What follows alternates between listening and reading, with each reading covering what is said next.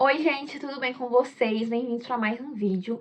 E no vídeo de hoje a gente vai conversar sobre O Som e a Fúria, do William Faulkner. Resolvi tirar a jacket que vem aqui, porque senão vai ficar refletindo na luz, né? Uma jacket de... Nossa, eu esqueci o nome desse material, sabe? Que é tipo um plástico, assim. Enfim, né? Aí o livro vai ficar parecendo sem capa. Sem a jacket, na verdade, sem o título pra vocês, né?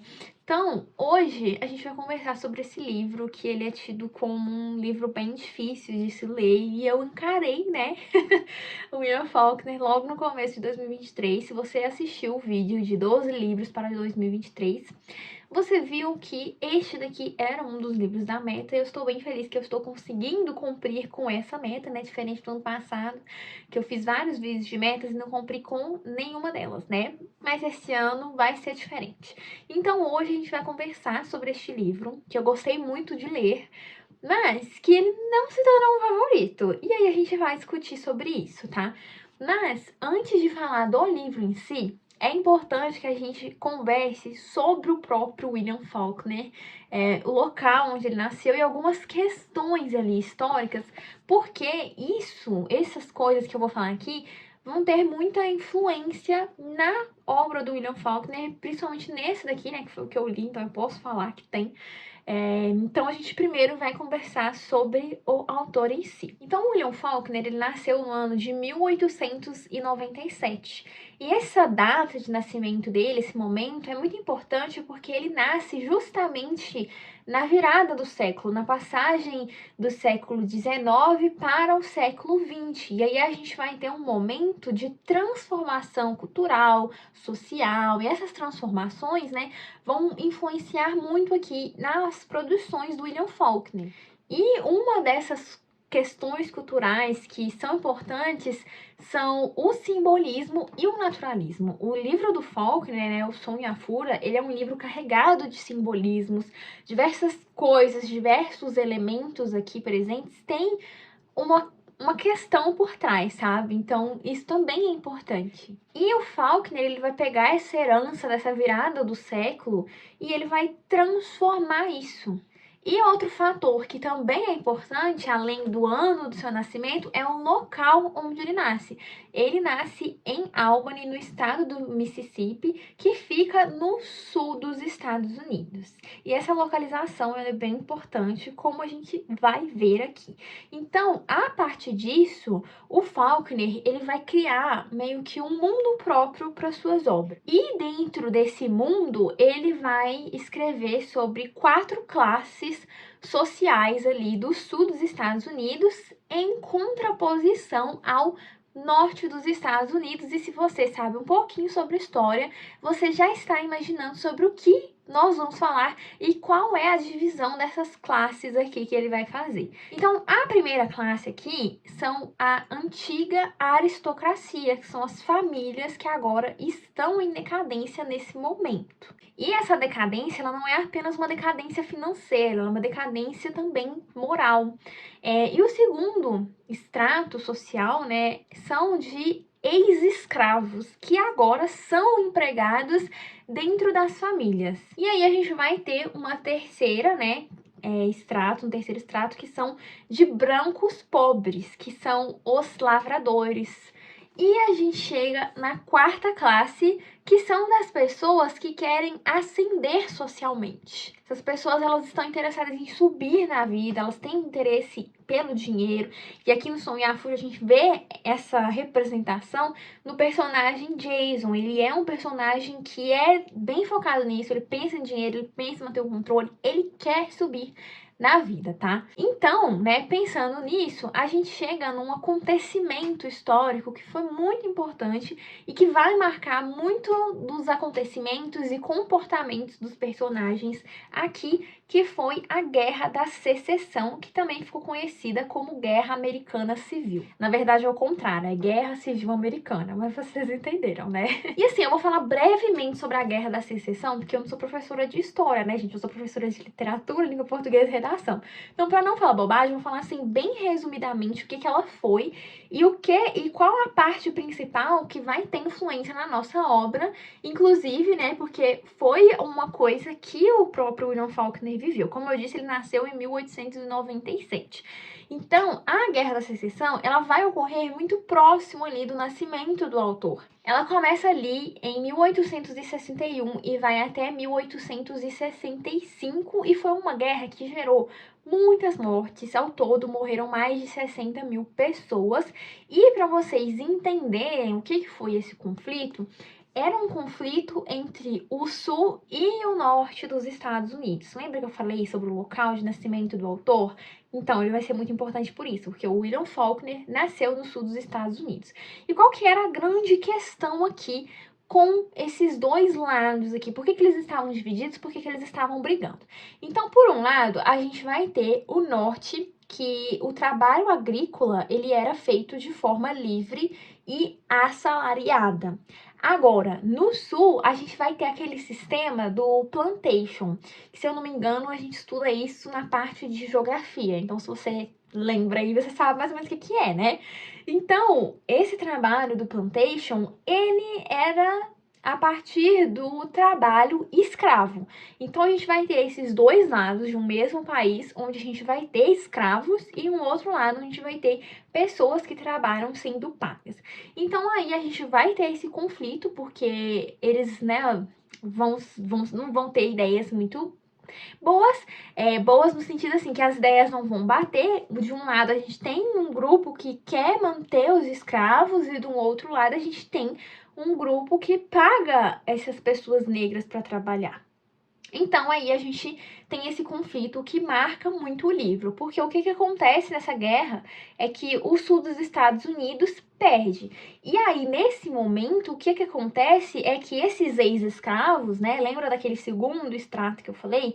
Agora eles vão passar a ser trabalhadores, eles vão ter que receber um salário, e aí, devido a isso, devido a essa questão de que agora não tem mais escravos, que a gente chega no primeiro extrato, né, que é essa antiga aristocracia, que são essas famílias que antes tinham muito dinheiro, porque ficava tudo para eles, e que agora eles vão passar a ter menos dinheiro. Então, né, esses extratos, eles vêm daí, desse conflito que acabou gerando algumas mudanças. Só que o que acontece é que, muito provavelmente vocês também já devem saber, é que acabou que o sul dos Estados Unidos, por isso, ele era uma região ali um tanto quanto segregada. Eles sofriam muito com racismo. Até hoje ainda, pelo que as pessoas comentam, a gente ainda tem muito das marcas do que foi isso ali presente no sul. Não posso falar com propriedade porque eu nunca fui lá nos Estados Unidos para ver, né?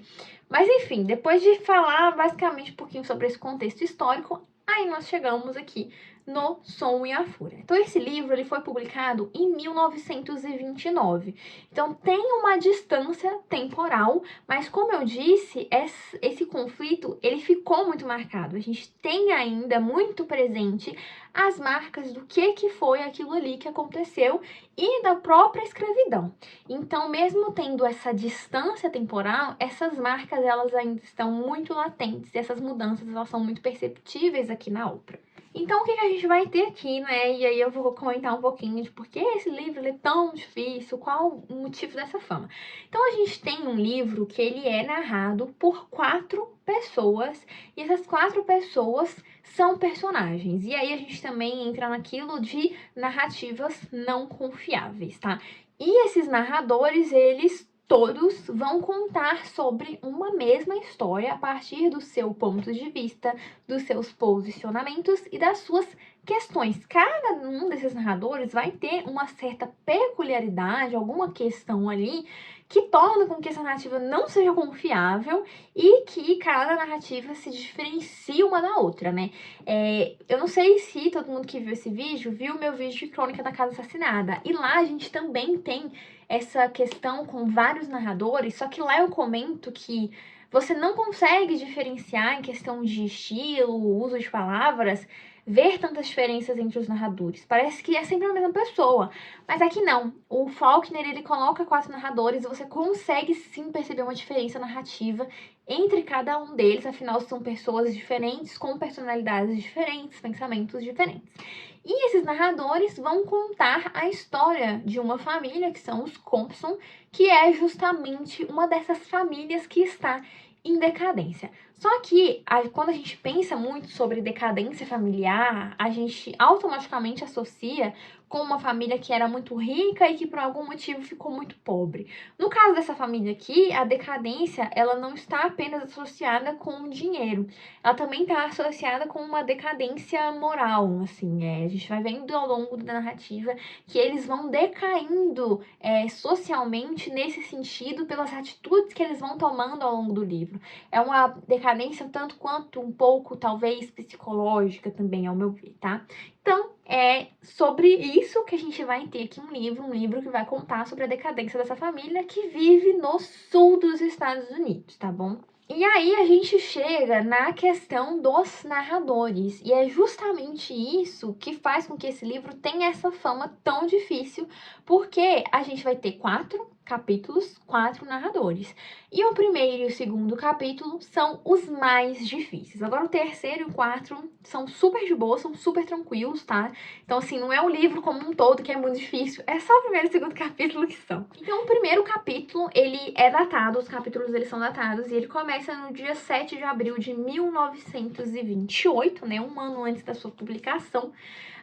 E o narrador é o Benji, ou Benjamin. Benji é o apelido dele. E a questão com esse capítulo é a seguinte: o Benji, ele é uma pessoa, já aqui no presente da narrativa, que tá com 33 anos, mas ele tem uma deficiência intelectual. E isso reflete na narração que ele vai contar, até porque também o Benji, devido à sua deficiência, ele é uma pessoa que não consegue falar. Então, ao longo da narrativa, a dificuldade com esse primeiro capítulo é que, devido a essa sua deficiência, a percepção de tempo dele, ela é diferente. Ele não tem a percepção de tempo igual a nossa. O que ele vai fazendo aqui são associações, igual a nossa, gente, que eu quis dizer, é uma pessoa que não tem a deficiência, só para, né, ficar mais claro. Então, a passagem de tempo aqui por ele, ela é muito feita por associações. E essas associações são feitas principalmente por cheiros que ele vai sentindo e mais ainda com coisas que ele ama, que é o fogo. Ele ama muito o fogo, então em diversos momentos ele vai dando vários saltos temporais associados a fogo, associado a lembranças, e essas lembranças estão associadas à sua irmã Kate. Por quê, gente? O que o Benji vai fazer aqui que vai fazer com que esse primeiro capítulo seja tão difícil? Ele vai fazer diversos saltos temporais através dessas associações, e esses saltos temporais, eles não são indicados na narrativa. Então, como eu disse, o capítulo, ele é datado do dia 7 de abril de 1928, que é o dia do aniversário do Benji. Então, ele começa ali, mas aí, de repente, ele já vai mudando. Então, como eu disse, por meio dessas associações, então, às vezes, eu vou dar um exemplo para ficar mais claro para vocês, né? Que logo no primeiro capítulo, a gente tem uma cena do Benji com um garoto, que é o Luster, que cuida dele. E ele vai chegar perto da cerca ali que tem e vai ficar preso na cerca. E aí, quando ele fica preso na cerca, ele dá um salto e ele volta lá no passado, em um outro momento onde ele também tinha ficado preso na cerca, associado à figura da irmã. Então, se no presente o Luster foi lá e soltou ele da cerca, no passado a irmã soltou. Então, ele vai fazendo esses saltos temporais por meio dessas associações que ele vai fazendo ao longo do livro.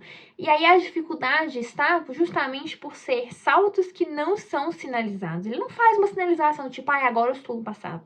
Agora eu estou no presente. Ou, sei lá, tipo, no ano tal aconteceu isso. Então não é sinalizado. Ele simplesmente volta e aí ele tá ali contando.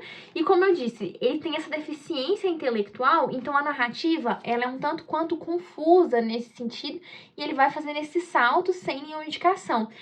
E a gente ainda também tem a presença de fluxos de consciência aqui nesse primeiro capítulo.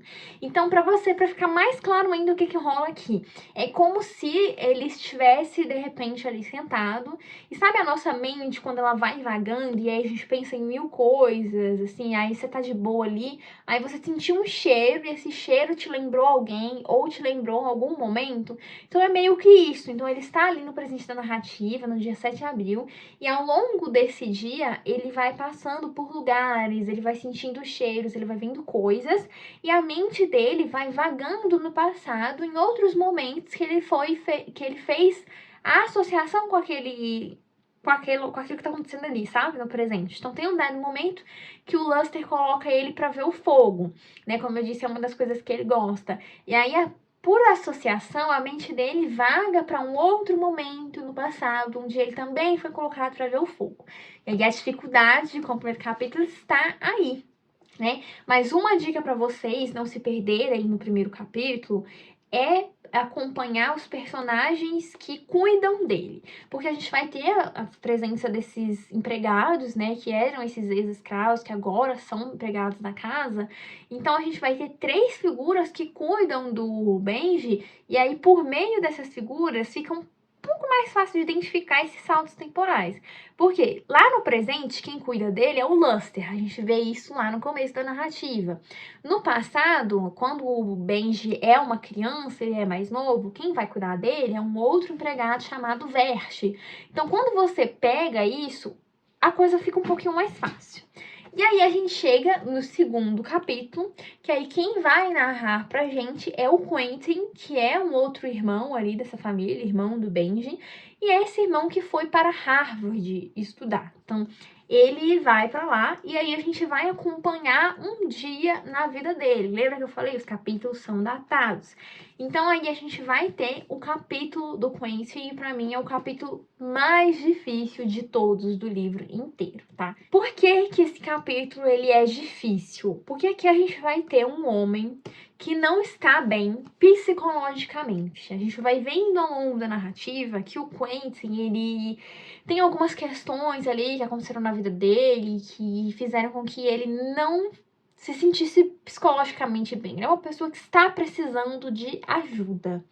Então, a gente vai ter essa pessoa que está psicologicamente mal, que está em conflito com si mesma, né, na sua cabeça, e a gente vai ter um acesso a essa cabeça através de um monólogo. Então, o segundo capítulo, ele é mais difícil, pelo menos pra mim, nesse sentido, porque a gente vai ter um monólogo do Quentin. E eu tive uma impressão de lembrar muito de Ulisses, quando eu tava lendo esse segundo capítulo. Porque assim como Ulisses, aqui a gente vai ter um homem que tá andando pela cidade pensando em 1000 coisas, né? Então, ele vai andando ao longo da cidade, né, ali, ele vai dando várias voltas, acontece várias coisas com ele nesse dia, pra no fim acontecer uma coisa aí que eu não vou falar. Mas lembra que eu falei sobre a questão do simbolismo? Esse capítulo aqui, pra mim, ele é o que mais apresenta simbolismos, assim, sabe?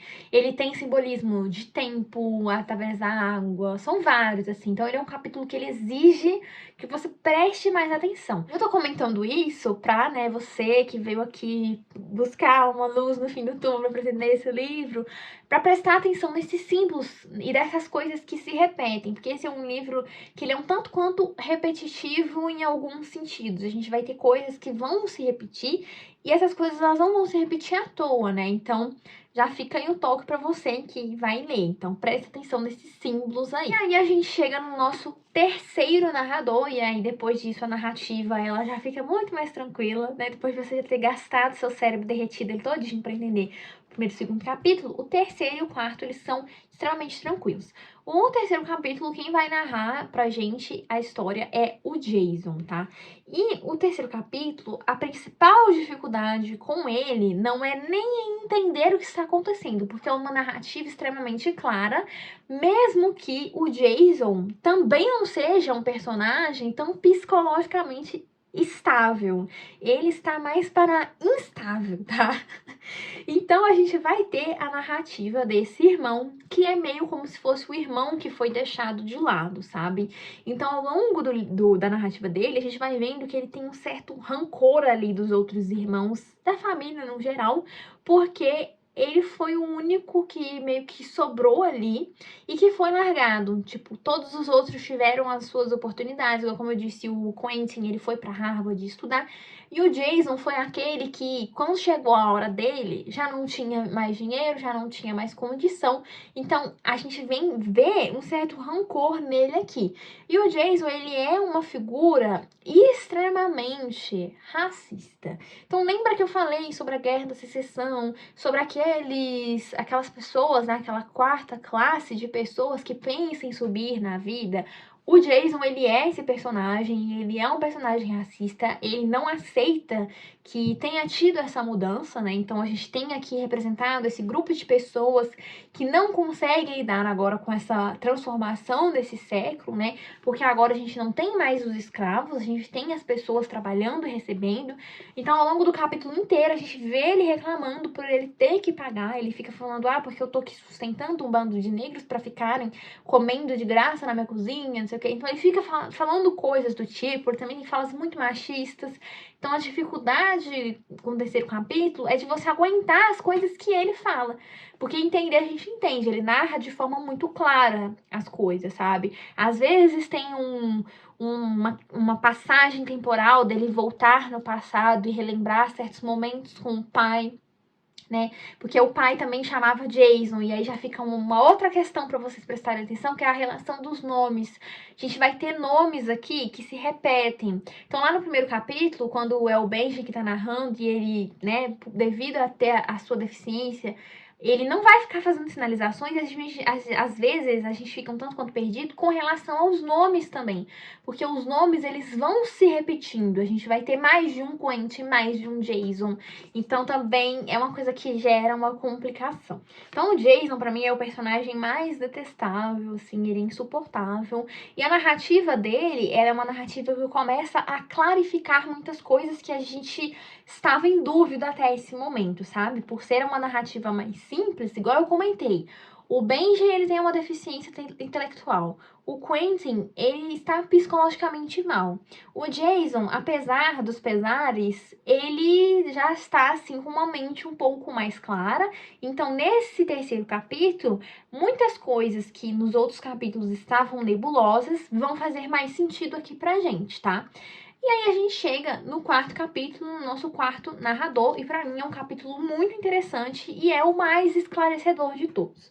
Então, o quarto capítulo, ele é narrado em terceira pessoa, mas pelo ponto de vista da Gilsey, que é uma empregada da casa, uma mulher negra.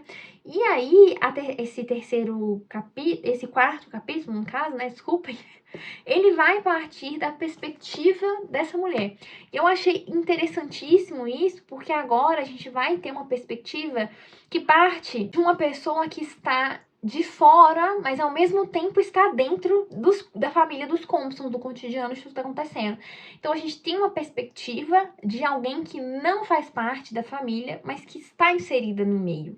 O que eu achei muito interessante de acompanhar. Para mim, eu gostei bem do quarto capítulo, tá?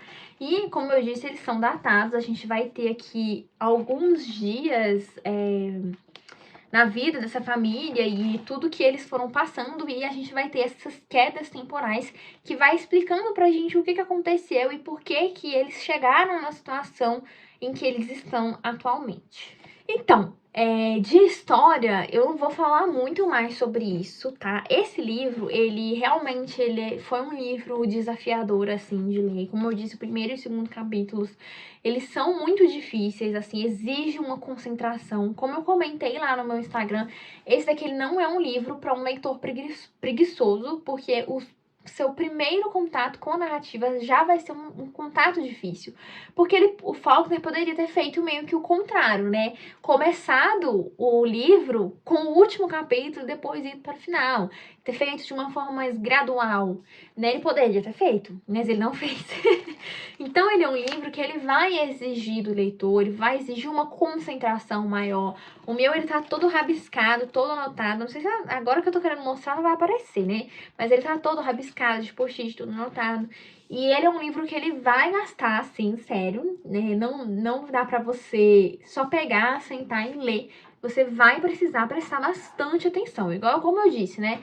No primeiro capítulo, depois que você percebe quem são os empregados que estão acompanhando o Benji em cada fase da sua vida, você consegue ao menos identificar quando que é passado e quando que é presente. Por isso que eu tô falando pra você fazer uma leitura atenta. Porque tem certas pessoas que não estão presentes no presente, entende? Então, quando você começar a pegar essas particularidades da narrativa, você consegue perceber quando que o que está acontecendo. Esse livro, ele é quase como se fosse um quebra-cabeça, e aí você tem que ir juntando as pecinhas desse quebra-cabeça pra, né, entender o que está acontecendo. Então, assim, né, já fica a dica aí pra você. Se você tá pretendendo ler esse livro, leia quando você estiver mais de boa, porque vai exigir uma certa atenção de você, tá? E, como eu comecei o vídeo falando, que foi um livro que eu acabei não favoritando, mas é uma coisa muito esquisita, porque assim, eu não favoritei o livro, mas eu favoritei o autor, né? Eu fiz a leitura coletiva e na nossa última reunião, a minha amiga Letícia falou sobre isso, né? E aí eu até comentei com ela, falei assim, nossa, eu também senti a mesma coisa. Que o livro em si, ele não se tornou um favorito. Mas pode ser que isso mude daqui uns dias. Porque esse livro, ele é daqueles que você vai passar um bom tempo pensando nele. Você vai acabar de ler. E aí, na semana seguinte, você vai ficar tipo, nossa, mas... E aquilo, nossa, aquilo que Faulkner fez no livro, não sei o quê. E eu favoritei o autor porque eu achei de uma genialidade o que ele fez aqui, porque em questão de história, a gente não vai ter grandes acontecimentos. Mentira, a gente tem certos grandes acontecimentos sim, porque esse livro, Jesus, essa família é uma família perturbada, tá? Ninguém ali tá salvo, ninguém ali é normal. Mas eu falo assim, sabe? Não é aquele livro com grandes plots, sabe? Essas coisas. É um livro onde a gente vai acompanhar uma família, o seu dia a dia e entender o que está acontecendo ali, o que levou eles a essa decadência, a gente acompanhar esse cotidiano deles ali. Mas a forma como ele desenvolveu isso, a forma como ele optou por escrever é genial, cara. É simplesmente genial. Igual ele ter colocado um narrador que tem uma deficiência, um narrador que não está psicologicamente bem. Então, assim, eu achei interessantíssimo e fazer essas representações daquela sociedade também aqui por meio dessa família. Eu achei, assim, genial, gente. Tô falando por enquanto que eu não favoritei o livro, mas é porque eu ainda tô matutando ele, tô pensando. Pode ser que semana que vem eu volte aqui e já fale. Nossa, favorito, uma das melhores leituras que eu já fiz na minha vida. E realmente é uma das melhores leituras que eu fiz na minha vida, porque a narrativa, a construção que ele faz aqui é tudo muito, assim, uau. Sabe aqueles livros que você fica tipo, uau, é esse livro aqui, sabe? Eu gostei muito de ter lido. E, gente, se você tá querendo muito ler, mas tá com receio, né, de não entender, gente, assim, só pega, só vai, porque a experiência, ela é, assim, maravilhosa. E outra coisa, gente, a gente tem vários materiais aí na internet que podem te auxiliar. Eu vou deixar aqui na descrição alguns links que podem te ajudar também. Então, assim, não fiquem com medo, livro não morde, vai ser um livro difícil. Eu não vou mentir pra vocês, falar que foi super tranquilo, que eu entendi tudo, porque esse daqui é daqueles livros que você vai ler uma vez, você vai precisar reler ele depois. Inclusive, eu tô até querendo fazer uma experiência de reler ele em uma outra ordem, não na ordem que está, sabe, nas páginas, de ler em outra ordem, porque como eu disse, os capítulos deles são datados, para ver como que seria essa leitura de uma outra forma. Então ele é esse livro que ele precisa ser relido, ele é bem aquela concepção que o Italo Calvino traz de um clássico, que um clássico é aquele que nunca deixou de dizer o que tem para dizer. E esse livro, ele realmente é isso, sabe? Você vai ler uma vez e ele ainda vai ter mais para te dizer. Enfim, gente, já tô aqui falando um tempão, mas é porque realmente foi um baita de um livrão, assim, que assim, né, daqueles que você vai ficar pensando um tempão, então não tinha como fazer um vídeo de 10 minutos pra falar sobre o Som e a Fúria, né? Espero que eu tenha convencido alguém a ler. Se você está aí com ele parado na sua estante, pegue, tá? Perdeu a oportunidade de ler em leitura conjunta comigo, mas é isso, né? Eu fiz esse vídeo aqui pra ajudar você. Então é isso, espero que vocês tenham gostado do vídeo. Comenta aqui pra mim o que você achou do vídeo, se você tem interesse em ler esse livro ou se você já leu. Eu vou adorar saber. E se você quiser comprar ele, eu vou deixar aqui o link na descrição. Você comprando por esse link, eu recebo uma pequena comissão. E como eu comentei, além disso, também vou deixar aqui alguns links de leituras e vídeos que podem auxiliar a sua leitura de O Som e a Fúria, tá bom? Então é isso, espero que vocês tenham gostado. Um beijo e até o próximo vídeo.